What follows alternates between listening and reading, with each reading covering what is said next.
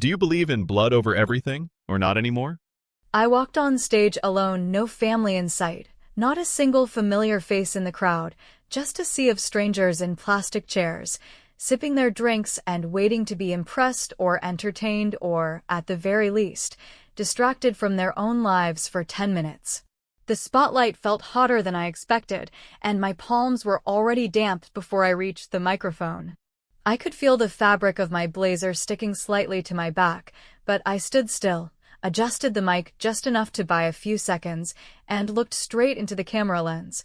The one they said would be live streaming this local event to a few thousand viewers who had nothing better to do on a Thursday night.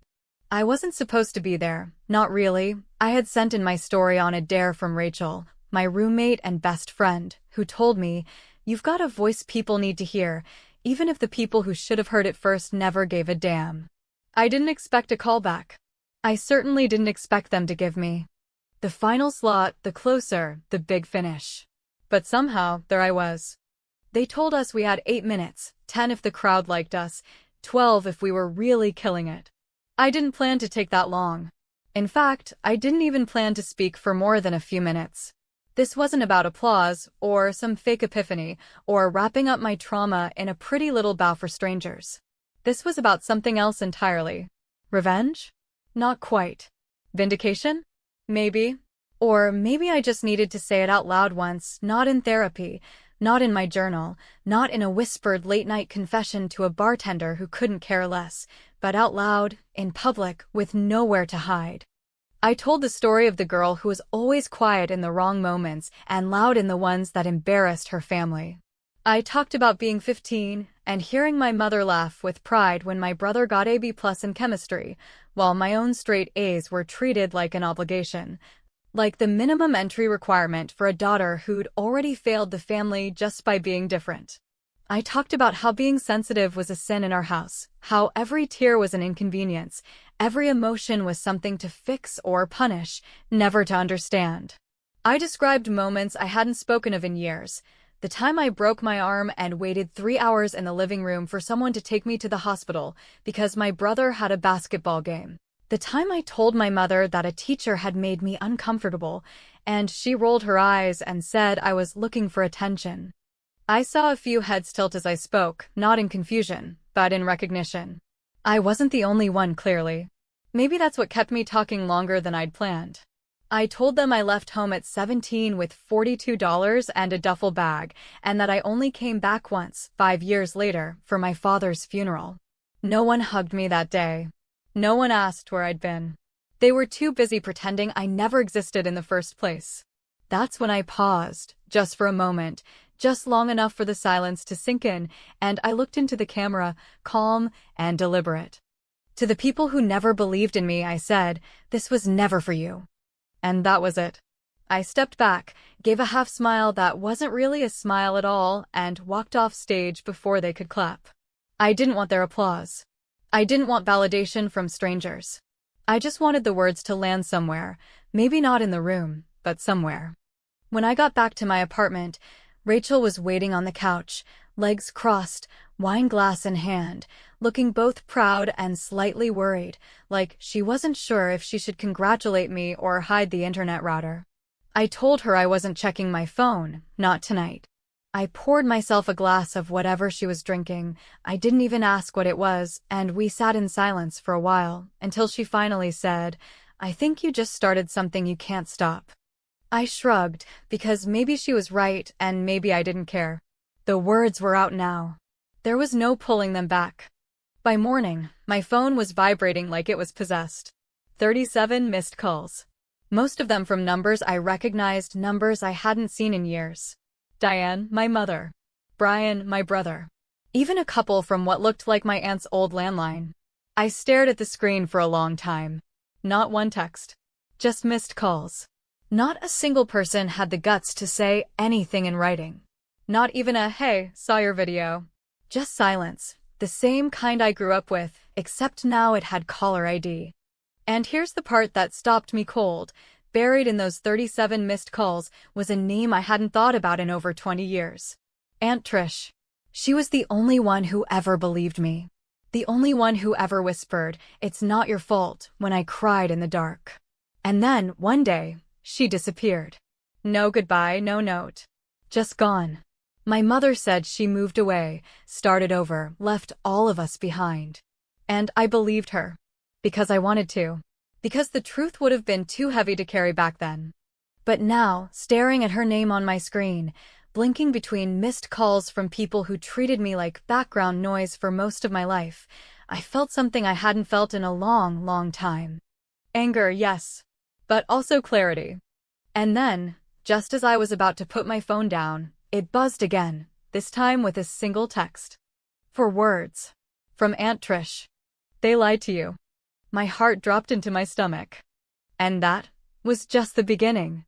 Growing up in our house felt like playing a rigged game, the kind where no matter how carefully you followed the rules, no matter how many times you held your breath and stayed quiet, no matter how many A's you brought home, or how often you folded the laundry without being asked, someone else always walked away with the trophy, the praise, the attention, and you were left with the scraps, if you were lucky, or with nothing at all, which, truth be told, became such a familiar feeling over the years that it eventually settled into the background like an old piece of furniture no one notices anymore. Brian, my older brother by 3 years, wasn't just the favorite, he was the golden boy, the prince, the prodigy, the walking embodiment of everything my mother believed a child should be. And every moment of his life was treated like a milestone worth documenting, celebrating, and exaggerating until it became something worthy of family lore. I remember being 10 years old and watching my mother iron his shirt for a middle school band recital like he was preparing to accept a Nobel Prize, while I sat silently nearby, waiting to ask her if she could sign a permission slip for a field trip that I never ended up attending because she forgot to turn around. There was always something more urgent when it came to Brian, some game, some award, some fabricated crisis that required her full attention and justified the complete absence of mine. And it wasn't just her. Even my father, quiet and tired from working 2 jobs, found reasons to laugh louder around my brother, reasons to look up from his dinner and ask questions, while I became an afterthought, a shadow at the edge of every memory, included in family photos, but rarely mentioned in the stories that followed. As a kid, I didn't know how to name it, but I felt it deep in my bones, that constant sense of being tolerated rather than loved, managed rather than raised. When I did speak up, when I asked why Brian got new shoes twice a year while mine had to last 3, or why he got to go out with friends while I had to stay home and clean the kitchen, my questions were met with that cold, practiced smile my mother wore when she wanted to shut something down without looking cruel. "Don't be dramatic, Leah," she'd say, and if I pushed back, the accusation would morph into a diagnosis. "You're always so emotional. You read too much into things." That phrase, "you read too much into things," followed me through childhood like a leash, yanking me back every time I got too close to the truth. And the truth, as I would come to understand later, was that my silence made things easier for everyone, especially for Brian, who relied on it more than anyone. Because Brian's perfection wasn't just a coincidence, it was a carefully managed illusion, one that required the suppression of anything that might disrupt the narrative. The first time I saw it clearly, I was 15. It was a late spring afternoon, the kind where the light pours through the windows in soft, golden waves, and the house feels temporarily calm, like it's holding its breath. I had come home from school early after a guidance counselor asked me a question that I, foolishly, answered honestly. "Do you ever feel unsafe at home?" she'd asked, and I said yes, not because I was being hurt physically, nothing so dramatic or easy to prove, but because I felt like I was slowly disappearing in a place where no one noticed, and when I spoke, no one heard me. The school called home. That's how it started. I still remember the look on my mother's face when I walked through the door. It wasn't anger. It wasn't concern. It was calculation. She was already 2 steps ahead, already working out how to fix the optics, how to maintain the image. I didn't know it then, but later I would piece together what happened next, the phone calls, the deflections, the way she turned the story into something manageable. "Leah's just going through a phase," she told the school. "She's a little dramatic. She's been spending too much time alone." And then, quietly, a decision was made. Brian's college fund, which had been modest but sufficient, suddenly grew by thousands of dollars, while my own savings account, money I'd earned from tutoring, babysitting, even birthday checks from my grandparents, was mysteriously drained without explanation. When I asked about it, my mother shrugged and said, "We had to move some things around. You don't need to worry about that right now." That was the day I realized silence was currency in our house, and I had just gone bankrupt. The worst part wasn't the betrayal, it was the confirmation. Somewhere deep down, I had always suspected that Brian's success came at my expense, but to see it play out so clearly, so shamelessly, was something else entirely. He knew, of course. He always knew. When I confronted him, years later, long after I had stopped caring about the money and started caring about the truth, he just smiled, that same smug, hollow grin he wore when he won trophies he didn't earn, and said, "You never really needed it anyway. You were always too soft for college." And the part that haunts me, the part that I still dream about sometimes, is how Aunt Trish vanished almost overnight after that spring. She was the only one who ever looked me in the eye without judgment. She was the one who let me cry without trying to fix it, who bought me books without asking why I preferred reading to parties, who once told me, "Being sensitive isn't a flaw, Leah. It's proof you're still alive." She used to visit every other weekend, bring over cookies and stories, and, occasionally, quiet glances exchanged with my mother that I didn't understand until much later. Then she was gone. No warning, no goodbye, just a vague comment about her moving out of state and needing space. My mother said it like it was no big deal. "She's flaky.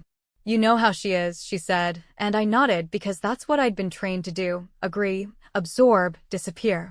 But now, staring at the text on my phone, those 4 words, "They lied to you," I couldn't help but wonder what else I had been trained not to see. And more importantly, what I was finally ready to uncover. Because if silence was their weapon, then maybe, just maybe, my voice would be mine. There's a strange kind of grief that comes not from losing someone, but from realizing they were never really who you believed they were in the first place, a slow-burning ache that doesn't announce itself with sobs or funerals, but with late-night realizations and the sound of your own heartbeat in an empty room where the truth finally echoes, unfiltered and cruel.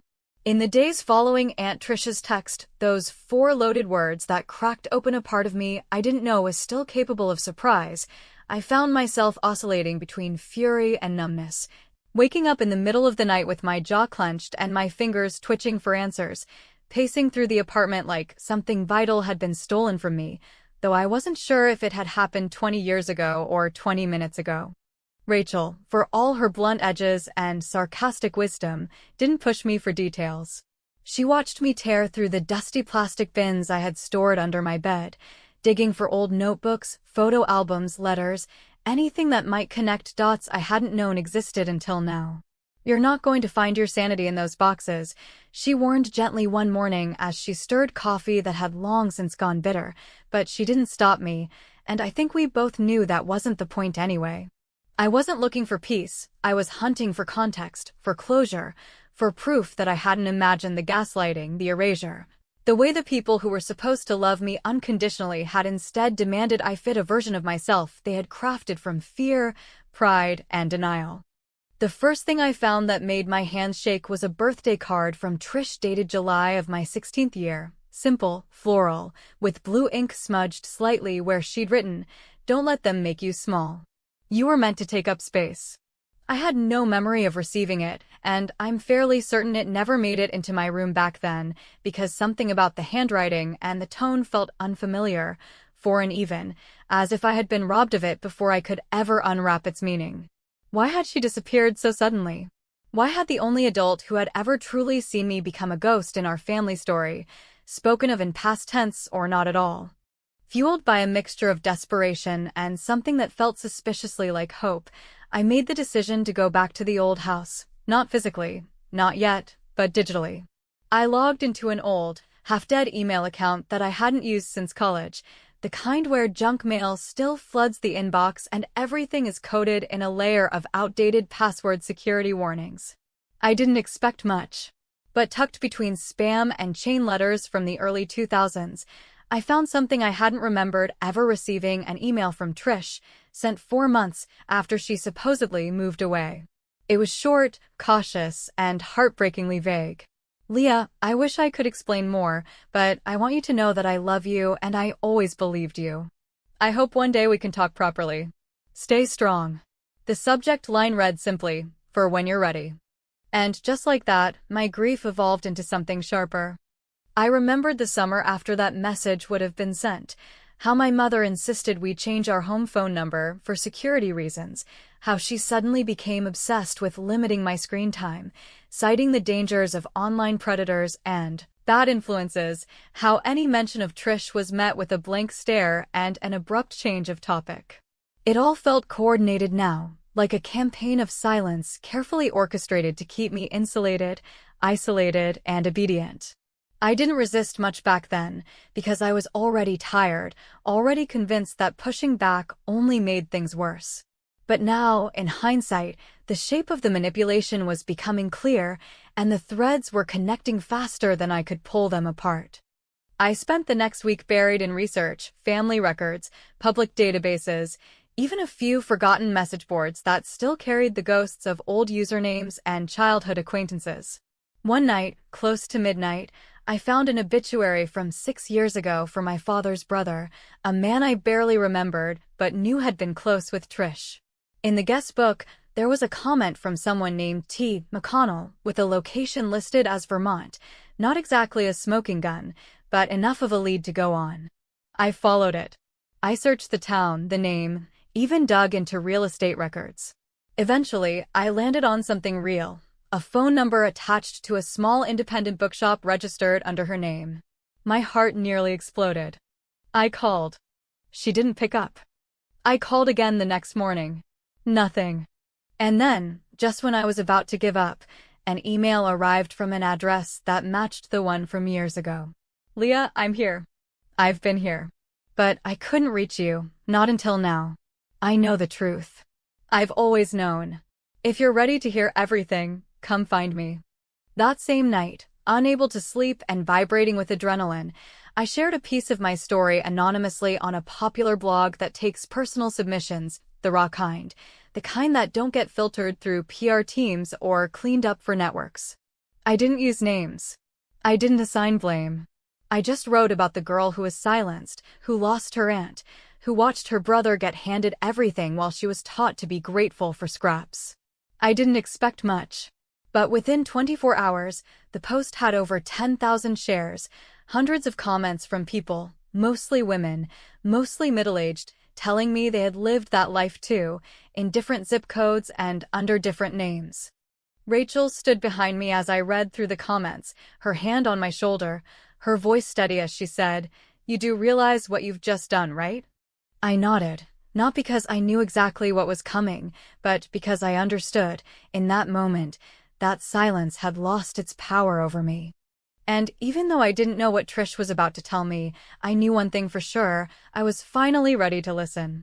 It's a strange thing to watch your life, or at least the parts of it that once felt so shamefully private, so suffocatingly invisible, become public currency. A piece of collective experience shared by strangers who know nothing of your face, but everything of your wound, who don't recognize your name but somehow recognize your story because, in some twisted corner of reality, it overlaps with theirs in all the wrong and yet eerily familiar ways. The post I had written, that anonymous confession buried beneath years of silence, the one I typed it to in the morning with shaking fingers and blurry eyes, didn't just strike a chord, it struck a nerve, the kind that sends ripples through people's guts, the kind that makes them stop scrolling and actually feel something, even if only for a second. I hadn't expected it to spread the way it did. I hadn't expected emails from podcast hosts and direct messages from producers and an invitation to speak at a storytelling conference that I had, until that point, only watched from the outside, the kind of event where people went to clap for redemptions they could digest in under 15 minutes. The email was polite but persistent, sent by someone named Amanda with a digital signature that suggested both sincerity and corporate polish, and she had written something that stuck with me more than I care to admit: "Your story isn't just yours. It's what too many people bury. We want to give it air. At first, I hesitated. I didn't want to be a poster child for dysfunction, didn't want to package my pain into something consumable, didn't want to stand on another stage while the people who caused the wound watched from the shadows with popcorn in hand. But then I thought about Trish, her quiet, broken voice in that one email, her insistence that she had always believed me, her warning that the truth had been buried deeper than I imagined. And I realized that maybe it wasn't about the crowd or the stage or the applause. Maybe it was about owning the echo before it swallowed me whole. So I said yes. The conference was held in a downtown hotel ballroom, the kind that smells like overused carpet cleaner and ambition, where everything feels overly lit and underfed. Amanda met me at the entrance, her handshake firm and her eyes scanning me with that look that people wear when they've read your story, but aren't sure how much of it is still active, still alive under your skin. She gave me a rundown of the schedule, a brief tour of the green room, and then left me to prep in silence. As I sat backstage, fidgeting with the hem of my blazer, the same one I had worn the night I first spoke into the mic, my phone buzzed. The name on the screen stopped my breath. Diane. I didn't answer. I didn't even unlock the phone. A minute later, it rang again. Brian. Then another mom cell, too. Then home. Then voicemail. I sat frozen as one after another. The names of people who had vanished when I needed them most now clawed their way into my screen like ghosts, too proud to admit they'd been wrong but too scared to stay silent. And then, finally, the message tone. I hesitated for a moment before opening it, already knowing what I'd see. It was from Diane. 5 words. We're so proud of you. It almost made me laugh. Proud of what, exactly? That I had survived the silence? That I had somehow grown from the child they ignored into a woman who could articulate her own abandonment without flinching? Or were they proud that my wounds had finally turned into something they could point to, as if my trauma were a family achievement? I didn't respond. Instead, I stepped onto the stage. Unlike the last time, this room was larger, the audience more polished, the stakes, at least professionally, higher. But I didn't let any of that matter. I spoke the way I always had, plainly, calmly, with a voice that didn't tremble but didn't pretend either. I told them about a girl who grew up in a house full of closed doors and louder favorites, about the way silence can scream louder than any insult, about how sometimes it's not the bruises you see that break you, but the absence of anyone noticing you were bleeding at all. I didn't name anyone. I didn't point fingers. But I painted the shape of a family so meticulously constructed around one child that there was no room left for another, the kind of family that celebrated perfection even if it was paid for with someone else's pain. I talked about the cost of invisibility, the ache of watching your own memories rewritten by people who preferred a cleaner version of the truth, and I spoke about what it meant to reclaim not just your story, but your own voice, one sentence at a time. When I finished, there was silence, not the awkward kind, but the heavy kind that feels like something sacred is being acknowledged. Then applause. Some of it felt polite. Some of it felt necessary. But there were a few claps, scattered, hesitant, genuine, that came from a place of recognition, and those were the only ones I really heard. Back in the dressing room, I finally checked the voicemail from Brian. His voice, still smooth, still practiced, was low and urgent. You went too far, Leah. You think you're clever, but people are asking questions. You need to call me back before I tell them everything. I replayed it twice, letting the weight of his words settle in my chest like smoke. Tell them everything? The nerve of that phrase, as if I hadn't already said enough, as if he held some golden key to a vault I had never even known existed. But something about his tone, that mixture of panic and control, told me there was more beneath the surface than I had ever imagined. And for the first time, I was ready to dig it up. Not to clear the air, not to heal, but to burn down the game they thought they could still control. There's something remarkably clarifying about the moment you realize that the people who spent years trying to convince you your memory was flawed, your instincts were off, and your emotions were overreactions, have suddenly found themselves scrambling to protect the very truths they once denied even existed, as if the fortress of silence they built so carefully, brick by manipulative brick, is now cracking under the weight of the story they never thought you'd dare to tell. As I sat on the edge of my bed, listening to Brian's voicemail for the third time, his voice low and sharp, carrying that polished threat he had perfected since adolescence, the absurdity of it hit me with a force I hadn't expected. He, the golden boy, the crown jewel of our family's carefully curated narrative, was afraid now not of the truth, because deep down he had always known it, but of the fact that the truth no longer belonged solely to them. It belonged to me now, and I was no longer afraid of what it might cost to speak it out loud. His words, though measured and calculated, trembled just slightly at the edges, like a man who had never imagined the possibility of someone saying no to him, someone pulling back the curtain he stood so confidently in front of his entire life. "You need to call me before I tell them everything," he said, as if I hadn't already exposed the rot beneath the surface, as if the story I told still left room for someone else to shape the ending, as if he still believed he had power over how this would go. But what he didn't understand, what none of them understood, was that I had stopped playing their game the moment I stepped on that stage and said, with a steady voice and an unapologetic calm, that the story they tried to bury was mine to unearth. The truth is, Brian had always walked through life assuming consequences were for other people. He'd been raised that way, not just by circumstance, but by deliberate construction, rewarded for charm, forgiven for cruelty, praised for things he barely earned, and protected from the ones he absolutely didn't. He believed that as long as he smiled the right way, said the right thing, and played the role he was handed, the world would continue bending around his mistakes like it always had. And maybe, in most cases, it would. But not this one. Because this wasn't about a forgotten birthday or a cold shoulder or even a stolen bank account. This was about years of willful erasure, about an entire household engineered to silence one voice for the comfort of another, about a mother who wielded shame like a scalpel and cut clean through anyone who dared disrupt her idea of perfection.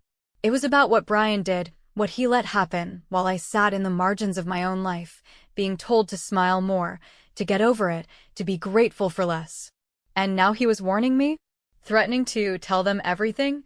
Tell who exactly? The public? The family? The audience that was already piecing the puzzle together on their own? He could try. But the difference now was that I had already told the version that mattered, the version that was mine. Rachel, as usual, was 5 steps ahead of me. By the time I finished replaying Brian's message and looked up with that shell-shocked expression of someone who's both furious and vindicated, she had already brewed another pot of coffee and started typing out a list of podcast names on a legal pad. "If he wants to threaten exposure," she said without looking up, "you might as well own it before he weaponizes it." And just like that, I knew what I had to do. Not to defend myself.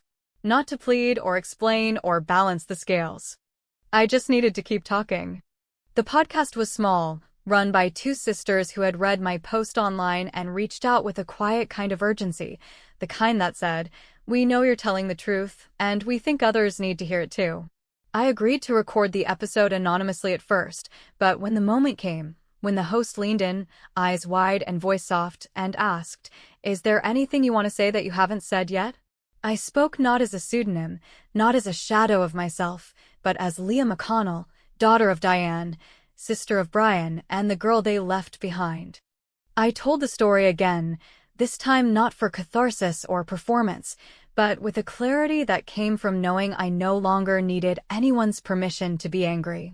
I talked about how, when I was 16, Brian crashed my car while drunk and let me take the fall because he had a scholarship on the line, and I had nothing but a therapist's bill and a guidance counselor who'd already been told I was unstable. I told them how Diane had pulled me aside, brushed the hair from my face, and said, "You'll understand when you're a mother," as if betrayal was a kind of wisdom I just hadn't earned yet. I told them about the money, the inheritance that was quietly redirected into Brian's tuition under the excuse that he had potential and I had bad timing. And I talked about Trish, how she saw it all, tried to speak up, and was quietly erased from the family like an ink blot someone didn't want on the photo. And the ending? I didn't give them one. I simply said that this wasn't a redemption arc. This wasn't a healing story tied up in a neat bow. This was the beginning of an unfiltered truth that I wasn't going to stop telling just because it made other people uncomfortable. Within hours of the episode dropping, my inbox exploded, not with threats, not with hate mail, though I'd braced for both, but with hundreds of messages from people who saw their own reflection in my story. People who said, "This happened to me, too," and "I never thought I'd hear someone say what I've always been afraid to admit." One message, in particular, stood out. It was from a listener who simply wrote, "I never knew I wasn't alone until today. Thank you." I stared at it for a long time. And then my phone rang again.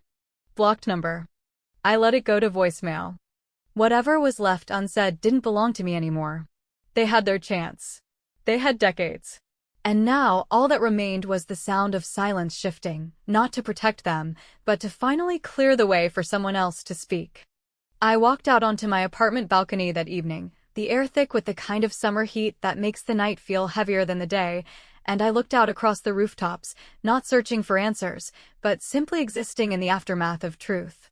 Behind me, my phone lit up once more, another call I wouldn't answer, another voice I wouldn't make space for, and I smiled, not because I had one, but because they had finally lost the one thing they always counted on.